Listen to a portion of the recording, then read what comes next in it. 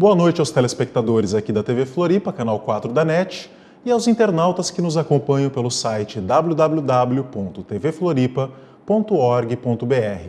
Eu sou Matheus Felipe de Castro e estou apresentando mais um programa Justiça.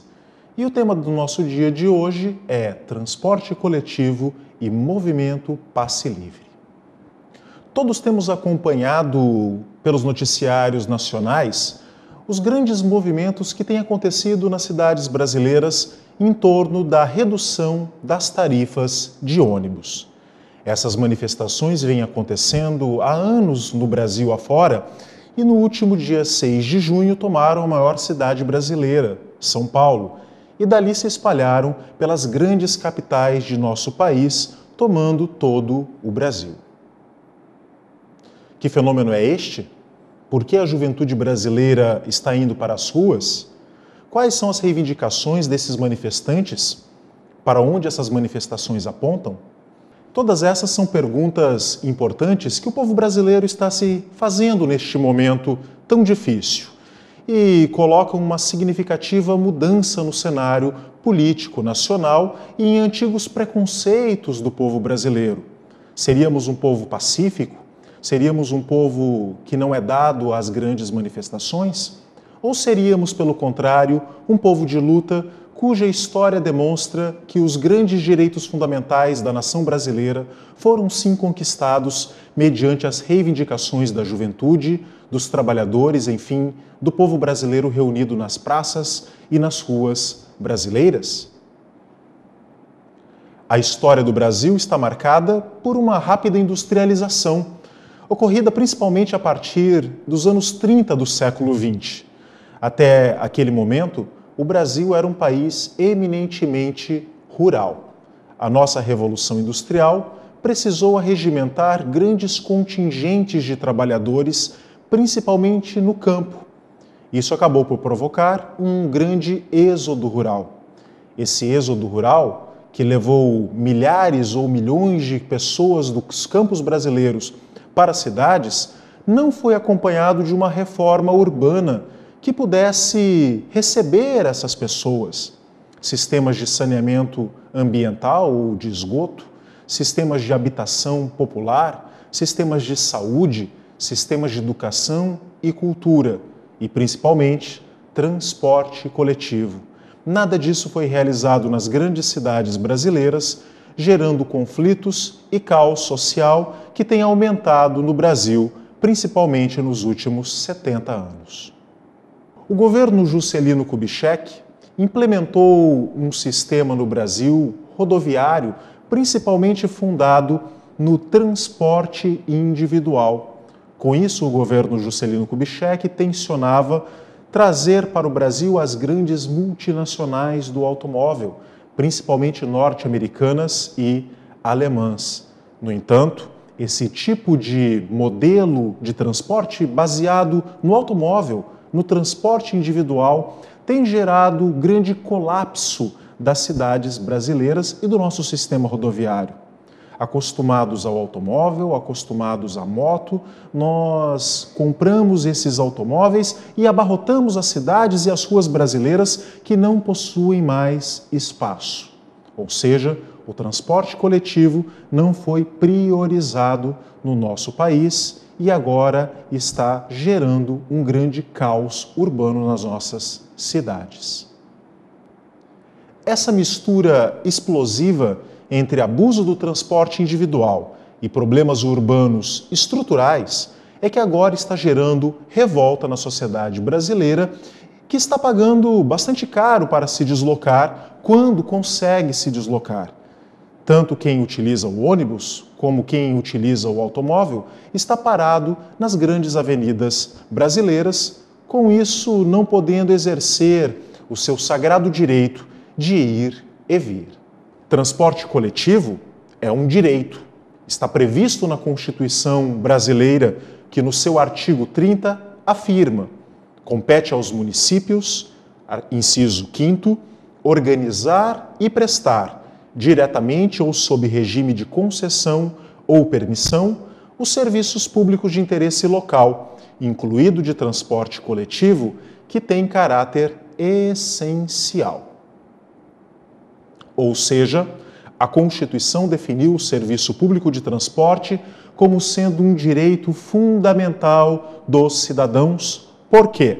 Primeiro, garante o direito de ir e vir individual. 2. Garante o acesso a outros direitos fundamentais como saúde, educação, cultura, lazer e trabalho. Portanto, o direito ao transporte coletivo é assim chamado de um direito fundamental instrumental ou de acesso a outros bens fundamentais que a Constituição brasileira garante a todos os brasileiros e brasileiras. E mais do que isso tudo, garante a circulação de capitais, valores e força de trabalho numa sociedade de mercado, garantindo o giro da máquina econômica. Basta verificar que nas ocasiões das grandes greves dos trabalhadores do sistema de transporte coletivo, a grande reclamação coletiva é principalmente ligada às quedas nas taxas de comércio. Sim, recentemente, perante a greve dos trabalhadores do transporte coletivo da nossa capital catarinense, nós tivemos pelo menos uma queda de 40% nas vendas no Dia dos Namorados. Então, numa sociedade fundada na economia de mercado, a circulação de pessoas e, consequentemente, de capitais e dinheiro é fundamental para a reprodução metabólica do sistema. E isso acaba por inserir uma pergunta política muito fundamental. Se o transporte é tão importante para o sistema, por que ele é pago pelas partes mais vulneráveis da sociedade, ou seja, pelas camadas mais empobrecidas? Ora, a essa pergunta sempre se respondeu de forma bastante simplista. Paga quem usa. Mas a questão que se coloca é: deve pagar pelo sistema aquele que dele se beneficia. Portanto, na base dessa discussão está uma questão de justiça tributária. No Brasil, são os mais pobres que são penalizados pelo sistema tributário nacional, que carrega muito peso nos tributos indiretos. Tributos indiretos são aqueles tributos incidentes sobre o consumo. E essa carga tributária penaliza os mais empobrecidos na sociedade. Os tributos diretos, aqueles que deveriam incidir sobre a renda daqueles que mais possuem renda na sociedade, esses tributos não incidem sobre os mais ricos e acabam penalizando, consequentemente, os mais pobres. Os mais ricos pagam menos impostos no Brasil e por isso dizemos que nossa carga tributária é absolutamente regressiva. Até hoje, por exemplo, não foi implementado o imposto sobre grandes fortunas previsto na Constituição de 1988.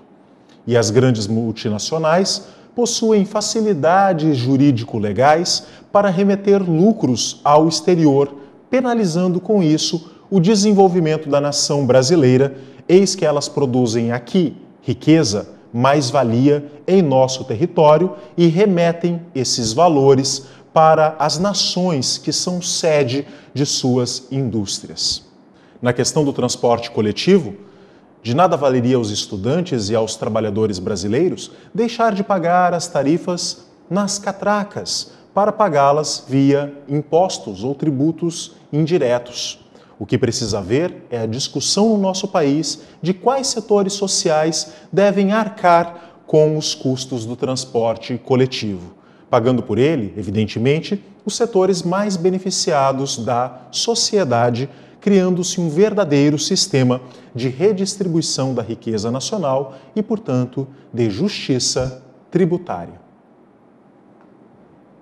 O movimento Passe Livre nasceu em Florianópolis, organizado por estudantes que se reuniam principalmente nos saguões da Universidade Federal de Santa Catarina, tomou proporções nacionais quando realizou em janeiro de 2005, na cidade de Porto Alegre, no bojo do Fórum Social Mundial, o seu primeiro congresso de fundação do movimento nacional.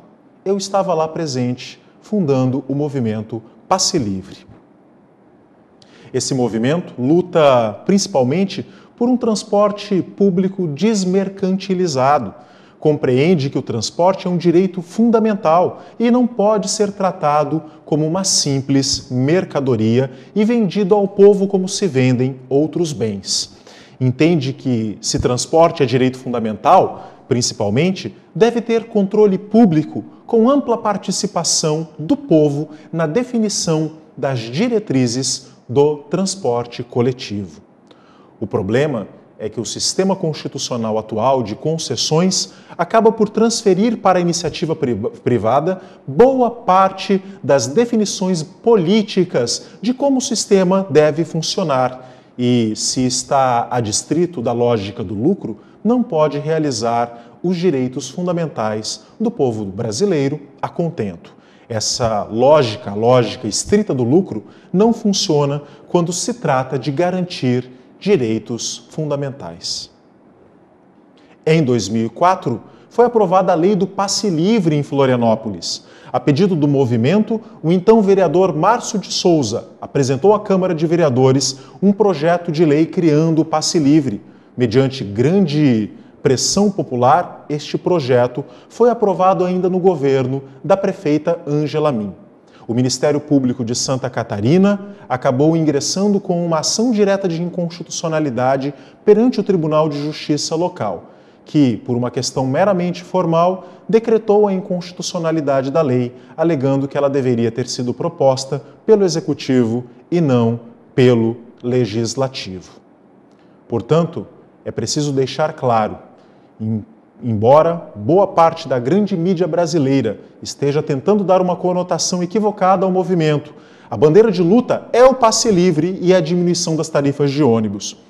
Certa mídia tem tentado embutir as suas próprias bandeiras, o que é absolutamente indevido.